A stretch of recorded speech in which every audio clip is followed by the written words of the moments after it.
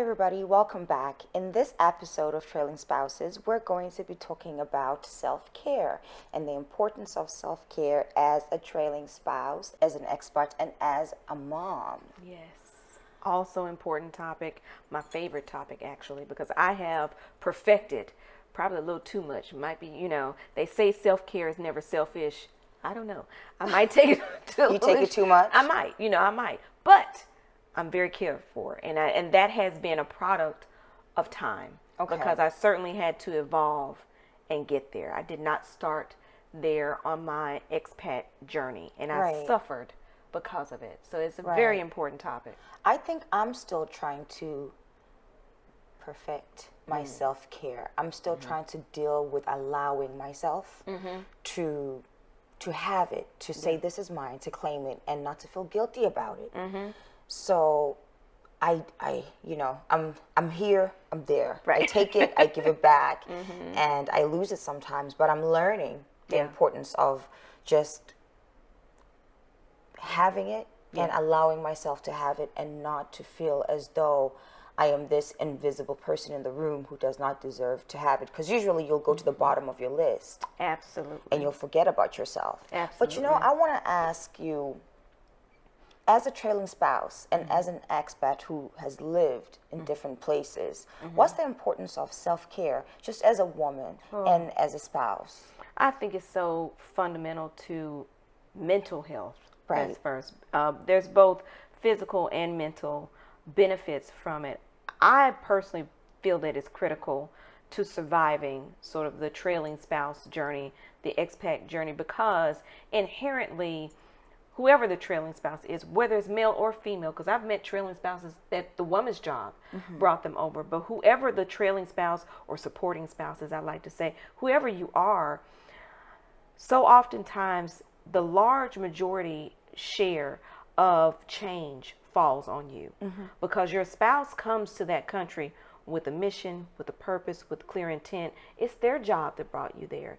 You're the one having to navigate through. Now, mind you, the job change, okay, that's one thing, and they have to navigate that world, but it's still a function that they're not unfamiliar with.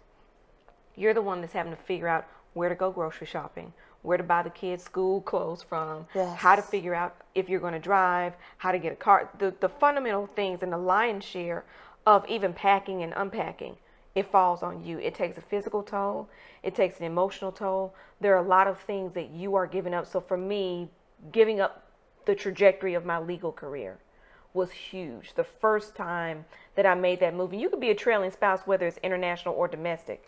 I've been a domestic trailing spouse where I moved from Tennessee to Indiana, gave up all of my legal contacts, gave up a lucrative job at a law firm, and moved to a place where I had no community, no network. That's one form of being a trailing spouse, where you have to constantly give things up. So I think when you're pouring out in that way, it becomes all the more critical for you to pour back into yourself and not to rely on someone else to do it, because your spouse may be busy. Yes. And that sometimes it's a hole that only you can feel, and it's not necessarily fair to make it your spouse's responsibility to fill that void. And that's why self-care is all about, right? It's for yourself. It's for yourself. It's giving yourself the power to pour into yourself, because chances are, a lot of the times, there's actually nobody else who's there to pour into you, because you're so busy pouring out yourself into the various things that are going on around you. So, what does self-care look like? Well, it's different for everybody. For me, my favorite thing, I love day spas. Right. I love day spas and body treatments. I am not a big massage person. Okay. I like manicures. I like pedicures. I like going to museums. I love going to a park and just sit there, not necessarily all the time to read, but sometimes just to think. Right. Self-care can be silence.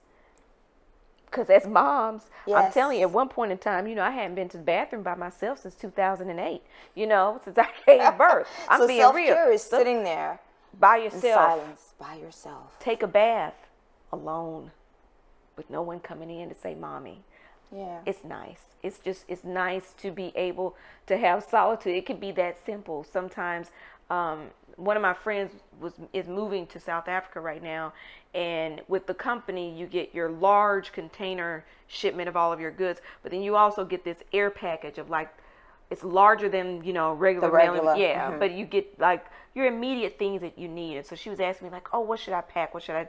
Oh, take your pans, your pots, your spices, the things that you need, pillowcases, stuff that you want, comfort stuff. And then I told her, I said, pack a surprise in there just for you. I don't care if it's a candle and a tea bag. I don't care if it's your favorite lip gloss or something that you will remind you that you are special, that you are important. You can't rely on your spouse to send you flowers all the time that you're feeling down. Actually, that's another point that I want to come to for self-care. For a lot of women, a lot of supporting spouses or trailing spouses, dinner for one is okay to do for yourself. Buy yourself flowers, take yourself out to dinner. You have that space. It's a little bit out of the norm, I suppose. A lot of people will be like, I'm waiting for somebody else to invite me or to go with me. But I've discovered that, you know what? I need to pamper myself once in a while. And pampering myself is taking myself out for a meal. It doesn't have to be a five-star, five-star dining restaurant. Maybe it's a cheap meal and just a slice of cake. Ooh, yes. Nice. Yes, carrot cake, Yes. especially. Yeah. But yes. Yeah. And then also, I want to ask, self-care to a lot of trailing spouses comes in different forms, like you said. And then to other trailing spouses, it may not appear as what it is. So, or supportive as what it's supposed to be. You know? So a lot of women deny themselves a lot of the things that they actually should be receiving as part of their self-care package. Yes, absolutely.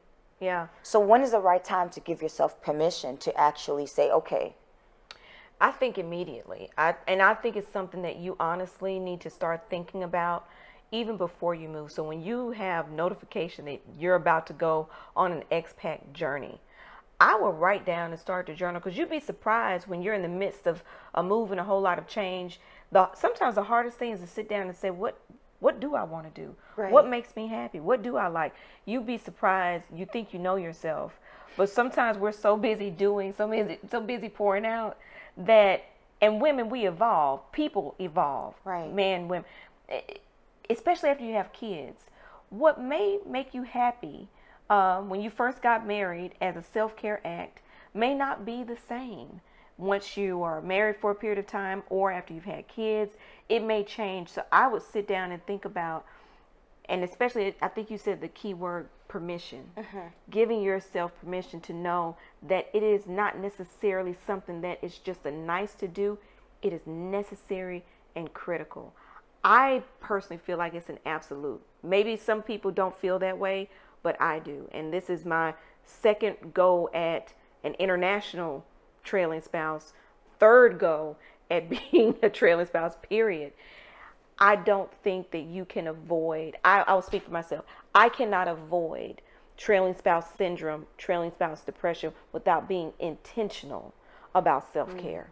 And that's real. When I first moved to London, I went through every cycle of trailing spouse syndrome, depression, and everything else because I was not heightenedly aware. I didn't even know that it was necessary. I didn't even know trailing spouse syndrome was a thing. Yeah. I had to look that up. I didn't. And then when I read it, you need to look that up. Because when I read it, I was like, oh my gosh, it was this. If you saw trailing spouse syndrome, you would have seen a picture of me. If it was a person. If trailing spouse syndrome was a person, okay, it would have been me in London.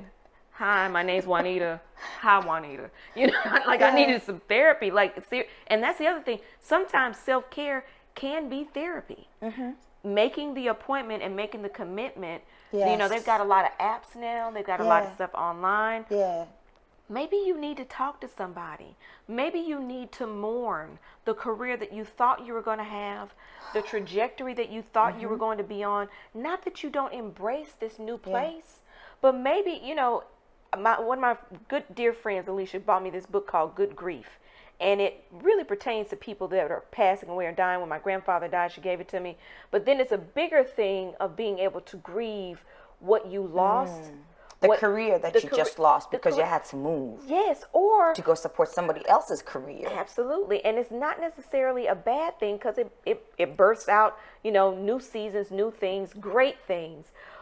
But you have to give yourself permission to say, you know what, but I really wanted to be partner, or I really like doing that. I really, there are days where I miss being in that other life, and that is okay. Right. You don't stay there, but to deny it, I think is a violation to yourself. And sometimes a form of self-care can be a little bit of talking to somebody. But one question I have for you: how do you make self-care like a priority? How do you make it something that actually happens? For me, self-care, I had to learn to make a commitment to myself. I literally have to calendar it in.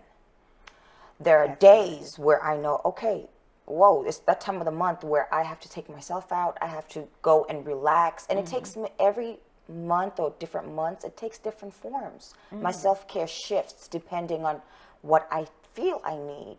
I could then need a therapist session. So I know, okay, I'm going to call and book an appointment and go and talk to somebody this month or the next couple of months.